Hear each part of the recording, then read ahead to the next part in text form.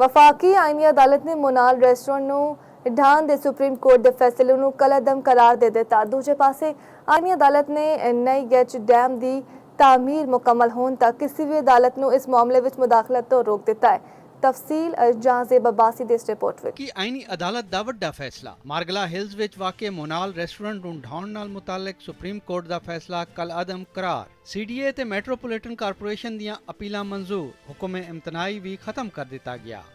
ਸਮਾਅਤ ਦੌਰਾਨ ਅਦਾਲਤ ਨੇ ਕਰਾਰ ਦਿੱਤਾ ਕਿ ਮਲਕੀਅਤ ਨਾਲ ਮੁਤਾਲਕ ਤਨਾਜ਼ਾਤ ਦਾ ਫੈਸਲਾ ਟਰਾਇਲ ਕੋਰਟਾਂ ਅਦਾਲਤੀ ਅਬਜ਼ਰਵੇਸ਼ਨਸ ਤੋਂ ਮੁਤਾਸਰ ਹੋਏ ਬਗੈਰ ਕਰਨਗੀਆਂ, ਜਦਕਿ ਇੰਤਜ਼ਾਮੀ ਮਾਮਲਿਆਂ ਦਾ ਫੈਸਲਾ ਮੁਤਲਕਾ ਰੈਗੂਲੇਟਰੀ ਇਦਾਰਾ ਕਰੇਗਾ।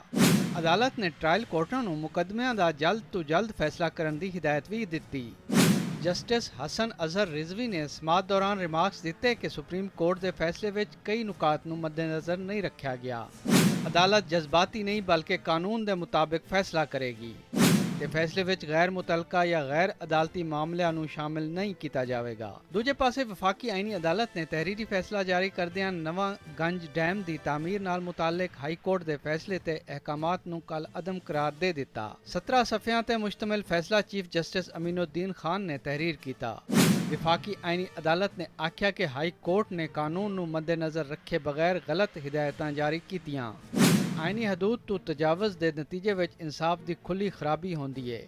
ਕੰਟਰੈਕਟਰ ਵੱਲੋਂ ਮੁਆਹਦੇ ਦੀ ਖਿਲਾਫ ਵਰਜ਼ੀ ਦੀ ਸੂਰਤ ਵਿੱਚ ਵਾਪਡਾ ਕਾਨੂੰਨ ਦੇ ਮੁਤਾਬਿਕ ਦੁਬਾਰਾ ਟੈਂਡਰ ਕਰਨ ਲਈ ਆਜ਼ਾਦ ਹੋਵੇਗਾ। ਜਹਾਜ਼ੇਬ अब्बासी, चौपाल, इस्लामाबाद।